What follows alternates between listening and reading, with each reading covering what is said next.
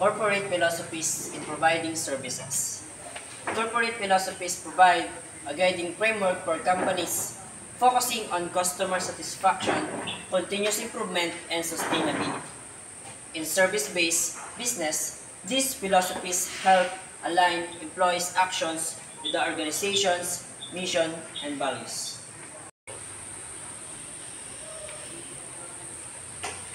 Customer-centric approach, prioritizing customer satisfaction and needs above all. Quality service delivery, ensuring high standards in every service from the initial interaction to post-service support.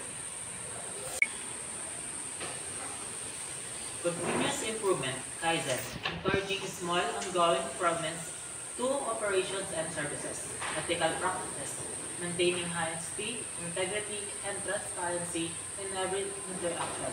Sustainability, striving for eco-friendly solutions that benefit the environment.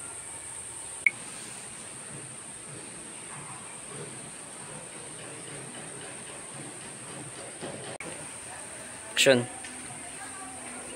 Customer interaction, professional, timely, and respectful communication, job order process, clear procedures for receiving, scheduling, and executing server requests.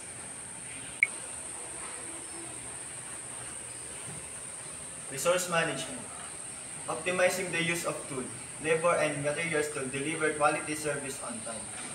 Documentation and tracking, maintaining the proper records of work performed, customer feedback, and service outcomes. Feedback mechanism, implementing ways to collect and act upon customer feedback and enhance service quality.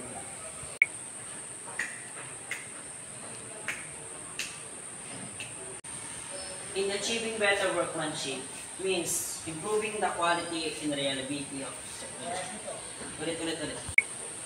So, in achieving better workmanship means improving the quality and reliability of service. We have the 10 principles. First one is attention to detail. Ensure precision in every step of the job. Second, consistency. Deliver the same high quality service in every time, meaning we have a work, we need to be consistent. Like if the first time we repair a vehicle, we need to deliver the same high quality every time. The third one is skill mastery. Continuously develop technical skills through training. So if we want to master our skill, if we want to develop our skill, we need to train every time. Another one is safety first. Always follow safety protocols and use proper protective gear. So, safety first is always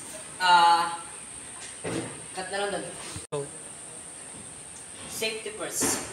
Always follow the safety protocols. So, in every shop management, there is safety protocols that guides us in order for us to be safe at all times. Also, we need to use the proper protective equipment like the overall, the gloves, also the mask. Proper tool use. Utilize the right tools for the task and maintain them properly. So, like what we know, use the right tool for the right job. Through inspection, double check all work for quality before considering it complete. Always inspect our tools before using it, if it's stable or unstable. If we use the tool without inspection, maybe we can encounter a problem while we are repairing. Another one is clean workspace. Maintain a clean and organized work environment to enhance focus and safety. The clean workspace is a better outcomes. Responsibility. Take ownership of the work done, including any mistakes that need correction. We need to be responsible on every time that we are repairing a vehicle. We need to take the ownership, like for example, if if I have a customer that, for example, if I have a customer, I need to take the responsibility in repairing his vehicle. I need to completely repair his vehicle without doing any mistake. And if I responsibility, meaning you need to be responsible in your work at all times. If the customer gave you his vehicle, meaning he trusts you and he believes you that you will gonna repair his vehicle no matter how much. Efficiency. Work smart, using time and resources effectively. 10. Commitment to improvement. Seek continuous improvement in workmanship and overall service.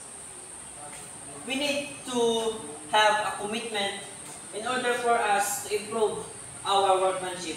Like for example, if I have a co-member or co-mechanic, I need to have a commitment that I do trust him.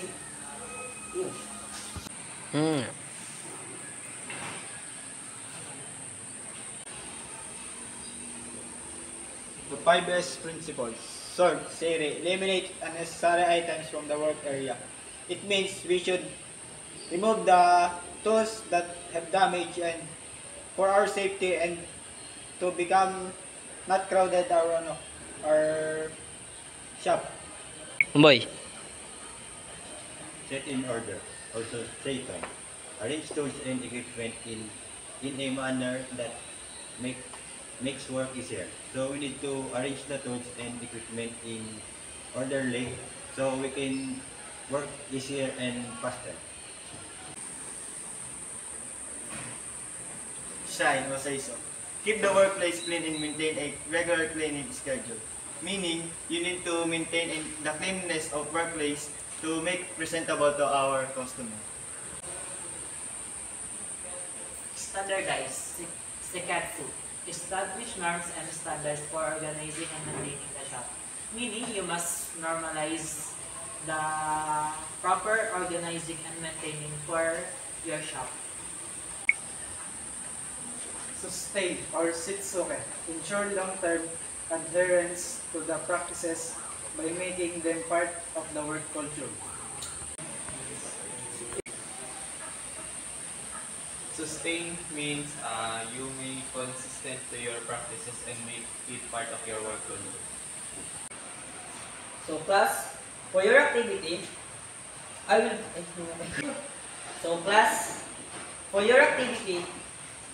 you will create a role play showcasing the importance of shop management, service records, and parts management to deliver efficient and high-quality customer service. Minimum of 10 minutes to 15 minutes for your preparation.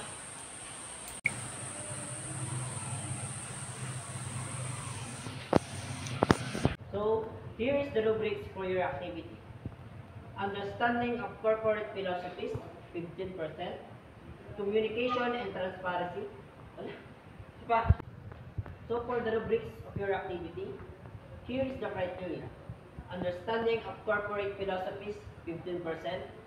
Communication and transparency, 5%. Professionalism and teamwork, 10%. Adherence to corporate values, 10%.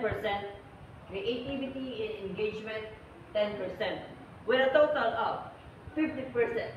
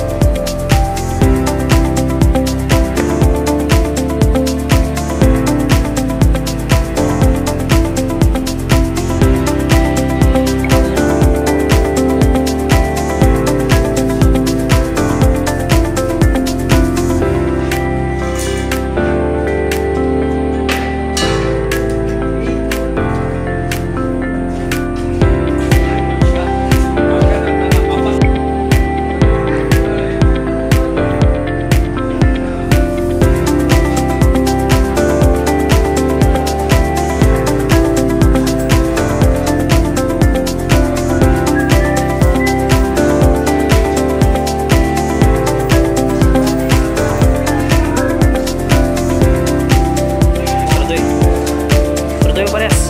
Bisa mo.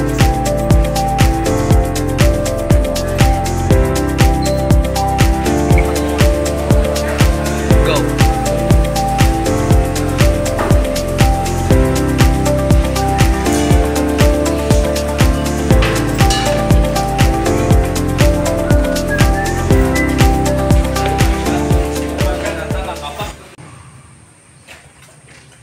Sir, good morning. Good morning, sir. We have a problem. So there's a excessive smoke when we open the hood. So I think the radiator is something So damaged. these are previous records, service we have done, and all of this is good. So I'm assure you that I can fix your car excellently and efficient. Okay, thank you. Good morning, sir. Good morning. How can I help you? So there's a knocking sound in my engine. So I think you need to check it. Yes, thank you, sir. Please wait in the waiting area. Okay. Mr. Mechanic, the problem with our customer is there's a knocking sound in the engine. We need to overhaul this. Okay.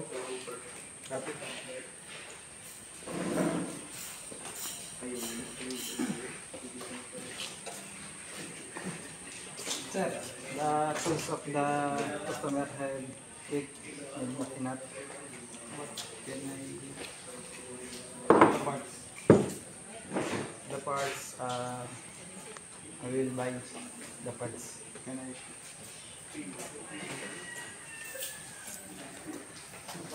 We have a available of this adjustable wrench.